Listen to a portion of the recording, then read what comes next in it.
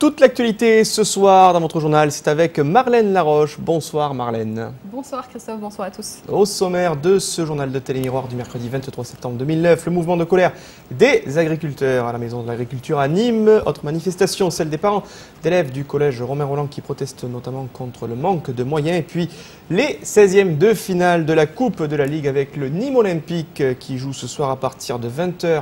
Au Mans, nous retrouverons comme chaque semaine la causerie d'avant-match de l'entraîneur Jean-Michel Cavalli, mais aussi la composition du Nîmes Olympique qui, je vous le rappelle, joue ce soir à partir de 20h sur la pelouse du stade Léon Bollé au Mans. Mais avant d'évoquer du sport, Marlène, on va commencer par toujours cette semaine une actualité sociale très chargée. Oui, effectivement, et on commence avec les agriculteurs en colère, Christophe, suite aux déclarations du ministre de l'Agriculture, Bruno Le Maire, et face à des propositions qu'elle juge insuffisantes, la FDSEA, Fédération départementale des syndicats d'exploitants agricoles, a décidé d'occuper les locaux de la DDA, Direction départementale de l'agriculture, et ce depuis hier soir. Présents encore ce matin à la DDA, les agriculteurs y ont déversé des tonnes de fruits ainsi que devant de grandes surfaces nîmoises. Détail de leurs revendications avec Olivier Michel. L'enjeu aujourd'hui est de savoir comment on va boucler 2009. Révision de la fiscalité, compensation des charges sociales, exonération de la taxe foncière sur le non-bâti et plus urgent encore, gel des cotisations et des prélèvements pour 2009. Telles sont les principales revendications des agriculteurs gardois qui ont passé la nuit à la Chambre d'agriculture. Des producteurs insatisfaits, des solutions proposées hier par Bruno Le Maire. Nous, on a fait des propositions au ministère, c'est-à-dire c'est une prise en charge des cotisations de l'année 2009. Et comme seule réponse qu'on a eue, c'est une prise en charge, mais l'année prochaine. Donc c'est pas l'année prochaine. L'année prochaine, il n'y aura plus d'arboriculteurs. Il y en a ici, il y a des gens qui attendent, qui sont prêts de déposer le bilan. S'ils n'ont pas de réponse dans les jours qui viennent, et ça sera des emplois qui vont être supprimés. C'est à peu près, je ne sais pas moi, autour de 20 000 emplois qui risquent de disparaître en France à cause de ce problème de distorsion. Selon les agriculteurs, ce sont ainsi 2000 exploitations qui pourraient disparaître à l'automne. Parmi eux, un mi-au-doigt, producteur de pêche et d'abricots, annonce une perte d'exploitation de 300 000 € en 2009. Il emploie 60 saisonniers et 3 permanents et dit vivre la saison la plus catastrophique depuis la création de son exploitation en 1983. J'ai une perte sur mon exploitation de 300 000 €. Voilà, et ce qui fait que je n'aurai pas de trésorerie pour repartir pour la saison parce que les banques, à mon avis, ne me prêteront pas, étant donné qu'on a contracté des courts termes et ces courts termes, on ne pourra pas les rendre et donc je ne vois pas aujourd'hui comment on pourrait repartir. En cause, la concurrence espagnole et une différence de 30 centimes d'euros entre le prix de revient de 1,34 € et le prix de vente de 1 €, alors qu'en 2008, il était de 1,40 €. Les producteurs espagnols ont un tarif horaire de SMIC officiel de 5 € toutes charges comprises, alors que nous, un salarié toutes charges comprises au SMIC, il est de 13,05 €. Alors vous voyez la différence de main-d'œuvre et en plus, ils n'ont aucun contrôle au niveau des produits phytosanitaires et ces produits rentrent en France alors que nous, on a des contrôles, on a des cahiers des charges et ce qui fait qu'on n'est pas compétitif du tout, quoi. L'occupation de la Chambre d'agriculture va se poursuivre, elle se veut être pour l'heure pacifique. Néanmoins, ce matin, les agriculteurs ont déversé des pêches et temporairement bloqué l'accès à une moyenne surface de fruits et légumes et à un centre commercial nîmois. Vous l'aurez compris, des emplois et des exploitations sont menacés de fermeture. Les agriculteurs des départements de l'Hérault, du Vaucluse et des Pyrénées-Orientales devraient très prochainement rejoindre le mouvement lancé par les agriculteurs gardois. Mairie carton rouge, c'est un des messages que l'on pouvait lire sur les murs de la mairie. Message apposé cet après-midi par les parents d'élèves, associations et syndicats du collège Romain Rolland. Tous sont venus faire part de leur mécontentement. La prévention contre les agressions et la rénovation des locaux sportifs de leur quartier sont au cœur de leurs revendications. Alain Bellon les a rencontrés. FCP et syndicats du collège Romain Rolland ont manifesté d'une manière originale sur le parvis de la mairie, mais sans oublier leurs revendications. On a fait un rassemblement donc, la semaine dernière devant le collège Romain Rolland suite aux violences qu'il y a sur le quartier. Les priorités, c'est bien sûr nos structures sportives, que nos enfants puissent avoir des locaux corrects pour faire sport, qu'ils ne soient pas obligés d'aller en extérieur alors qu'on a tout ce qu'il faut sur les chemins bas. En plus, on demande aussi qu'il y ait quelque chose qui se fasse pour stopper cette violence qui dégénère chaque jour un peu plus. Et nos enfants sont en insécurité, donc nous, parents, on ne peut pas être tranquilles. Si nous n'avons plus de jardin d'enfants, on a l'impression d'être un peu les oubliés, des laissés pour compte, un peu dans tout le quartier. On espère un entretien avec le maire ou son adjoint. Après quelques minutes de négociation devant les portes de la mairie, l'entretien a eu lieu avec le directeur du cabinet du maire de Nîmes. On a posé plusieurs questions. D'abord, on a fait un constat de nos problèmes, à savoir la violence au quotidien pour les personnels du collège Romain Rolland, des provocations lorsque l'on sort du collège, des élèves qui sont agressés, des élèves qui ont peur de venir, qui sont rackettés parfois. On voulait avoir un petit peu le soutien de la mairie, puis savoir quelles étaient les procédures engagées. Donc on nous parle d'un plan de rénovation urbaine qui nous paraît assez loin. On nous parle d'une cellule de veille territorialisée qui devrait se tenir dans les 15 jours à laquelle nous serions conviés. On espère que ça va évidemment se faire et on essaiera de réexposer tout ce qui nous préoccupe et de savoir quelles solutions on peut y apporter. À la question, peut-il y avoir un gardien dans les infrastructures qui appartiennent à la mairie, comme le gymnase, on nous répond qu'il ne peut pas y en avoir quand nous utilisons les locaux. Donc là, on est un petit peu déçus, mais on va essayer de travailler sur la question. Et sur l'éventuelle construction d'un gymnase ? Alors là, oui, elle y est, mais peut-être qu'on ne la verra pas. Ça risque d'être pour 2012 ou quelque chose comme ça, ouais. Tous ces acteurs se sont donné rendez-vous prochainement pour la cellule de veille territorialisée. Social toujours, mais plus près de la mer cette fois, au Salin d'Aigues-Mortes. Les syndicats appellent à une mobilisation contre le plan social annoncé par la direction. Un rassemblement est prévu devant l'entrée du site à 10 h demain, jeudi 24 septembre.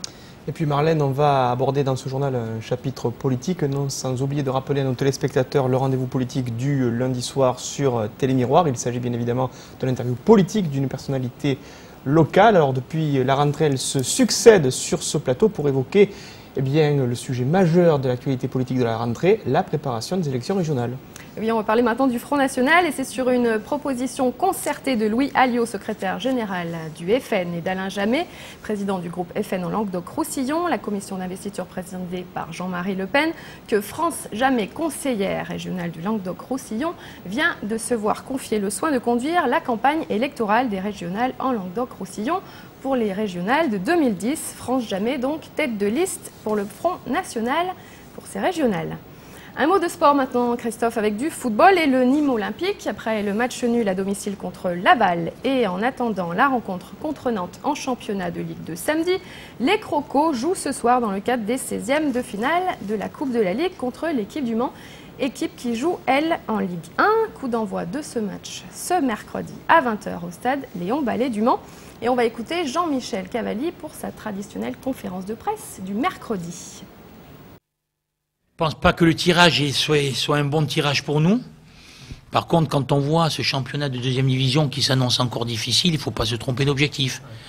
Maintenant, nous sommes des compétiteurs, c'est pas pour autant qu'on va aller au Mans en occultant le match, loin de là. Mais il va falloir bien réfléchir à ce que l'on va faire, parce que 3 jours après, on joue une première division. Hein, c'est pas un lapsus, elle descend de première division. Priorité à Nantes alors? Non, si demain on me demandait de choisir, c'est sûr que ça serait le championnat. Mais c'est pas pour autant que les garçons qui vont rentrer contre le Mans sont là pour faire un match. Ils vont être là pour défendre les couleurs et pour essayer de faire une performance. Si ça se passe bien, tant mieux. Mais si ça se passe pas bien, ce qui sera le plus important, c'est d'essayer de faire un résultat à Nantes. Si l'on peut le faire. Parce que maintenant, il faut pas non plus penser que nous sommes là à pouvoir gagner toutes les équipes de première division qui vont redescendre. Hein. Et avant de faire un résultat à Nantes, les Nîmois devront ce soir être au meilleur de leur forme pour aller défier sur la pelouse du stade Léon Ballet l'équipe du Mans, actuellement 17e du classement de Ligue 1. Nous avons la composition de l'équipe nîmoise qui va donc affronter cette équipe à partir de 20 h. Dans les buts, Al Shaibani, le gardien canadien d'origine algérienne qui avait brillé lors du dernier tour de la Coupe de la Ligue, lors de la fameuse séance de pénalty. En défense, Sbaï, Poulain, Zarabi et Bayo devant So, Mostefa et Ovray. Cavalli dans une position intermédiaire. Et puis en attaque, Buak et Mandreki. Sur le banc, on retrouve 7 joueurs, exceptionnellement. Puy de Bois, en gardien remplaçant, Boconiano, Maisonneuve, Ado, Bokanjo, El Adjaoui, ainsi que Haïté. Et puis, ce sera un petit peu des retrouvailles pour les Nîmois, puisque dans l'équipe du Mans, on retrouvera en face ni plus ni moins que Alfousseini Keita, qui sera titulaire dans l'équipe mancelle, et qui, par conséquent, retrouvera ses anciens coéquipiers du Nîmes Olympique. Le Mans Nîmes, c'est ce soir à partir de 20h, et toutes les meilleures images, bien évidemment, et l'actualité du Nîmes Olympique, c'est dans Croco Hebdo tous les mardis à 21h, Marlène. Voilà pour le sport et le football. Retour vers le passé maintenant et plus précisément sur le week-end dernier, les 19 et 20 septembre pour les journées européennes du patrimoine. Quelques 12 millions de visiteurs ont investi les 16 000 monuments français qui ont participé à cette manifestation culturelle partout en France. À Nîmes, direction La Tourmagne, où les associations Ars Maiorum et Ambonne ont choisi la plus grande tour du rempart antique comme décor le temps d'une journée. Au programme, découverte de la vie d'un soldat romain, Alain Bellon a lui chaussé bouclier et participé à la célèbre formation Tortue. Les Journées européennes du patrimoine ont permis l'ouverture de divers sites au grand public, du patrimoine ou de lieux culturels. Chaque année, ces journées du patrimoine attirent de plus en plus de monde à la recherche de connaissances, à la recherche de leurs racines, à la recherche de la connaissance aussi de leur patrimoine qu'ils ont sous les yeux, puisqu'il n'y a pas que le grand patrimoine national, il y a aussi un patrimoine que les gens aiment à découvrir, donc dans ce week-end de septembre, où il fait en général assez beau. On pouvait visiter ce week-end La Tourmagne, au lieu de Nîmes, autant par son emplacement, mais aussi par son histoire. Cette tour gauloise à l'origine qui était en pierre sèche a été non pas rebâtie mais recouverte par une tour romaine qui faisait partie de cette grande enceinte romaine de l'époque d'Auguste et qui montre finalement la continuité entre la période gauloise et la période romaine ici à Nîmes. C'est une tour finalement qui a eu longtemps une vocation assez pacifique. Ensuite donc elle a pu servir, donc continuer à servir de tour de guet, elle a pu servir donc aussi, c'est un lieu aussi de réunion plus ou moins clandestine au début donc de la réforme protestante. Elle a pu être aussi utilisée comme signal au 19e siècle pour le télégraphe-chat, puisqu'on était vraiment sur un point très élevé donc, de la région. Et elle est devenue donc, ce qu'elle est maintenant, un monument historique au 20e siècle. Chaque lieu historique a sa légende. Elle a failli disparaître parce qu'une légende disait, une prophétie disait qu'il y avait donc un trésor donc dans cette tour. Et donc on a à une époque voulu donc vider la tour de ce qui faisait son noyau central, c'est justement cette tour gauloise d'origine, pour se dire que c'était sous cet immense amoncellement de pierres sèches qu'il devait y avoir un trésor. Le trésor évidemment on l'a pas trouvé. C'est pour ça que cette tour est vide à l'intérieur. Elle devrait être essentiellement pleine. Mais heureusement donc les Romains savait bien construire et cette tour a réussi donc à se maintenir debout comme elle est là derrière moi. On ne peut pas se rendre à la Tourmagne sans croiser des Romains. Ils sont tous venus participer et même défendre le lieu. Des légionnaires qui sont plutôt dans la tenue de l'époque de la Tourmagne, c'est-à-dire l'époque d'Auguste. Et donc avoir ce type de légionnaire ici, c'est évoquer certainement aussi les soldats qui vont participer justement à l'entretien et à la sécurisation et qui devaient donc contrôler les accès de la ville et être donc stationnés aussi peut-être à la Tourmagne. Un petit rappel, l'accès au musée de Nîmes est gratuit le premier dimanche de chaque mois. Alors, bonne visite. Les journées du patrimoine, c'était le week-end dernier avec beaucoup de monde dans les différents sites français. Un événement en septembre qui est à relier avec quelque chose qui a fait le plein habituellement aussi de spectateurs, c'est le forum des associations, c'était au début du mois. Je crois que vous allez nous en parler très prochainement sur Télémiroir, Marlène. Effectivement, Christophe, ce sera vendredi soir à 18h30 dans Territoire, c'est le nouvel horaire pour Territoire. Donc on fera un tour des associations nîmoises, des nouvelles qui sont là, créées, justement une sur la romanité. Voilà, à découvrir donc dans Territoire, c'est à 18h30 vendredi. Vendredi, le rendez-vous est pris. Avant de retrouver le portrait d'entreprise du mercredi, je crois qu'il nous reste encore quelques informations à dévoiler à nos téléspectateurs. Oui, concernant Palavas, c'est la 11e feria d'automne dans les arènes de Cordobès, avec samedi à 17h le grand festival où toutes les tauromachie du monde seront proposées. Un changement au niveau du programme, Mehdi Savali blessé sera remplacé par Julien Lescarré. N'est-ce pas Christophe? Merci Marlène pour cette précision d'ordre taurin. Allez, tout de suite, le portrait d'entreprise, direction un salon de coiffure cette semaine. Coiffure visagiste d'Anaïs Ardouin. C'est dans un salon à la fois intimiste que la jeune femme propose un accueil singulier et individuelle à ses clientes. Détente, bien-être et soins à base de produits naturels sont les secrets de beauté qu'elle propose dans ce portrait d'entreprise signé Nicolas Penchino.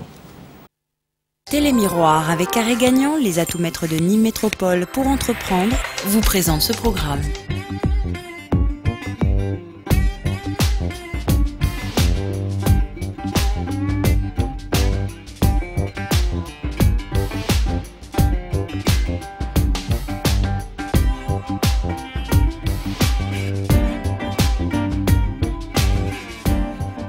Je suis fille de coiffeuse, donc ça fait des années que je suis dans le bain de la coiffure.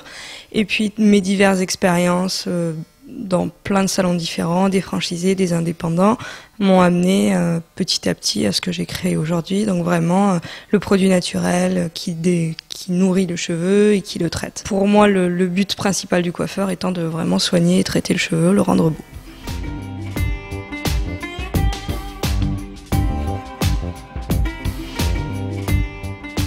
Le salon, vous voyez, est pas très grand. C'était un souhait de ma part. Salon très intimiste. Une cliente seule dans le salon. Et on va dire la moyenne pour un shampoing coupe et brushing est d'1 heure. Donc on prend vraiment le temps. On discute avant pour bien cerner les attentes. Et puis ensuite, on procède au shampoing, à la coupe et au brushing.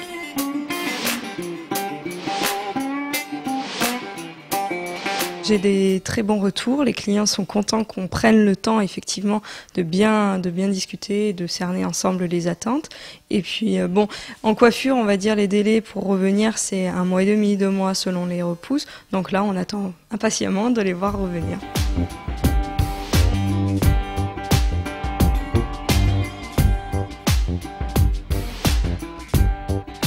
À l'étage, dès qu'il y a du massage, il y a le bac shiatsu qui se met en route, ça masse le corps pendant qu'on masse le cuir chevelu, les huiles essentielles, ça sent bon, c'est vrai que c'est un moment qui est agréable en général. Et souvent c'est ce qu'on dit chez son coiffeur, il y en a marre, c'est le temps de pause c'est long. Non, là pendant le temps de pause, il y a un gommage des mains, massage avec des huiles, donc c'est vrai que je parle avec elle et le temps passe beaucoup plus vite finalement.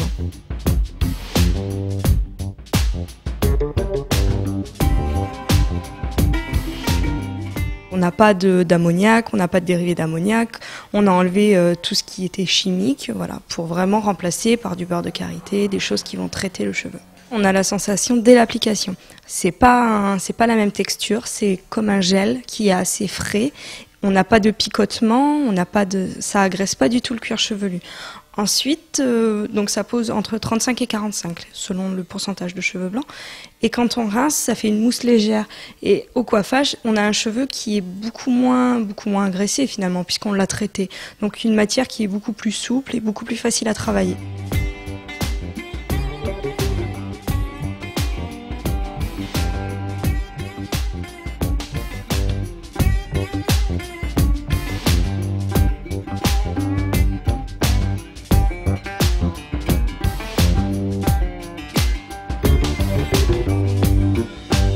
Télémiroir avec Carré Gagnant, les atouts maîtres de Nîmes Métropole pour entreprendre, vous ont présenté ce programme. Voilà pour le portrait d'entreprise de cette semaine. Je ne sais pas vous Marlène, mais moi ça m'a donné fortement envie d'aller chez le coiffeur. C'est vrai, ça a l'air d'être vraiment la détente totale quand on va dans ce salon. Ça fait envie. Avant de se détendre chez le coiffeur, on va peut-être aller faire un tour du côté des salles obscures dans Suivre l'étoile juste après ce journal. Oui, avec les sorties, entre autres la sortie du film Le Dernier pour la route, un premier film de Philippe Godot qui avant était producteur et scénariste. C'est François Cluzet et Mélanie Thierry qui sont en tête d'affiche, qui racontent donc, c'est tiré du livre d'Hervé Chevalier, un grand monsieur de la presse, qui était donc alcoolique. Et grand aficionado aussi. Voilà aussi, et qui parle donc de ses déboires dans ce film-là. Donc c'est François Cluzet qui tient le rôle principal. On a London River de Rachid Bouchareb. L'ancienne indigène. Voilà, qui a été, on se le rappelle, primée à Cannes. Des mineurs de Catherine Bigelow, donc la réalisatrice qui sort souvent des films coup de poing. Elle avait fait Point Break, on se rappelle, avec Patrick Swayze qui est décédé récemment. Et là, c'est un film de guerre, quand même. Là, c'est un film de guerre, oui, évidemment. Avec notamment, j'ai vu dans la distribution, Monsieur Patient Anglais et Monsieur Voldemort. Ralph Fiennes. Tout à fait, vous êtes bien au courant. Hein. Je vois que vous êtes aussi féru de cinéma que de tauromachie, Christophe. Les arts sont proches. Donc, outre les sorties, on a l'avant-première également à noter de Lucky Luke. Hein. Ce sera dimanche en présence de Jean Dujardin, Alexandra Lamy, une locale, si on peut dire, puisqu'elle est d'Alès. Une grosse production française. Voilà. Et également un premier film, rien de personnel, c'est à Uzès cette fois-ci. C'est Mathias Calpe qui réalise. C'est avec Jean-Pierre Daroussin, entre autres. Voilà. Et tout ça, c'est dans Suivre l'étoile. Juste tout à l'heure, à 20h. Cette édition. Merci Marlène. Merci Christophe. Pour ce journal. Merci à tous. de votre attention. Juste après ce journal, donc Suivre l'étoile. Puis n'oubliez pas à 21h votre rendez-vous avec la tauromachie espagnole sur Télémiroir Tennis au Sud où je recevrai l'éleveur Olivier Fernet pour un grand format et un reportage complet sur la dernière feria des vendanges à Nîmes. Et puis à 22h votre magazine Suerte avec la corrida du 15 septembre 2007 et le grand triomphe de Miguel Ángel Pereira dans les arènes de Nîmes. Prochain rendez-vous avec l'info sur Télémiroir demain à 12h30 pour le Flash. Je vous souhaite une très belle soirée à notre écoute. Merci de votre fidélité. Au revoir.